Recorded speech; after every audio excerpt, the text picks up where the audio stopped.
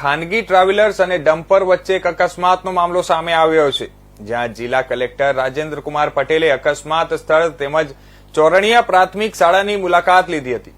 આરોગ્ય, જમવા, રહેવા સહિત વિદ્યાર્થીઓને તમામ સુવિધાઓ પૂરી પાડવા અધિકારીઓને સૂચનાઓ આપી અને ખાનગી ટ્રાવેલર્સમાં પ્રવાસ પર જઈ રહેલા અને ઈજાઓ ન પહોંચે હોય તેવા તમામ વિદ્યાર્થીઓને ચોરણિયા પ્રાથમિક શાળામાં રાખવામાં આવ્યા છે।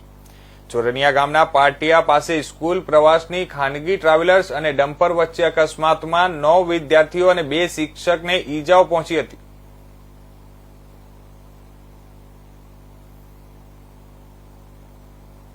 ગઈકાલે રાત્રે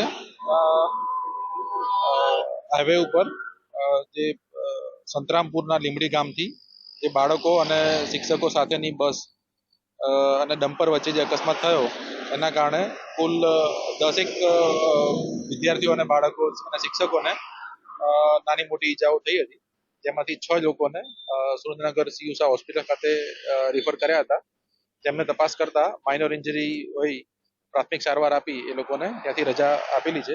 હાલ તમામ બાળકોને ચોરણિયા પ્રાથમિક શાળા ખાતે રાખવામાં આવ્યા છે। તમામને ભોજન અને બધું જ સેવાઓ આપવામાં આવી છે।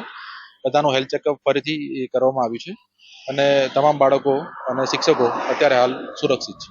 ચોરણિયા પ્રાથમિક શાળાના શિક્ષક જ્યોત્સનાબેન કે બોરાણીયા આજે વહેલી સવારે અમારા રોડે ચોરણિયાના પાટીએ એક અકસ્માત થયો, જેમાં વિદ્યાર્થીઓને પ્રવાસમાં લઈ જતા હતા। શૈક્ષણિક પ્રવાસ બસ હતી અને ગામ લોકોને જાણ થતા તે લોકોએ તરત જ પ્રાથમિક શાળામાં તમામ વ્યવસ્થા કરવામાં આવી। અમને જાણ થયેલ આચાર્ય સહિત અમે બધા સ્ટાફ મિત્રો પણ હાજર થઈ ગયા। ગામ લોકોએ પણ ખૂબ સરસ મદદ કરી, એ લોકોને રહેવા બેહવાની, જમવા, સુવાની બધી સુવિધા કરી આપી। લીંબડીમાંથી આપણે અધિકારી તમામ આરોગ્ય ટીમ પણ પહોંચી ગઈ, કલેક્ટર સાહેબ, મામલતદાર, તમામ અધિકારીઓ આવી અને દરેક બાળકોના ખબર અંતર પૂછ્યા છે અને આ રીતે અમે અમારાથી થાય એવી અમે